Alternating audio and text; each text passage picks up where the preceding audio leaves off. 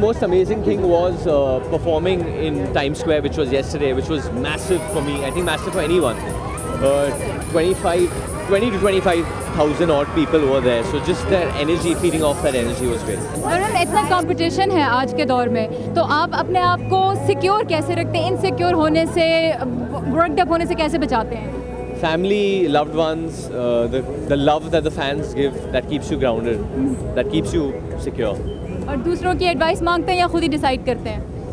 नहीं, मैं मांगता नहीं हूँ, पर दूसरे एडवाइस देते हैं. अभी लेना नहीं लेना, you decide on the advice. Life में सबसे ज़्यादा वैल्यू क्या करते हैं आप? सबसे ज़्यादा इम्पोर्टेंट मेरे लिए मेरे पेरेंट्स बहुत अहमियत रखते हैं. And they keep me grounded, so definitely I value that they are with me, they're here with me, and I value that a lot.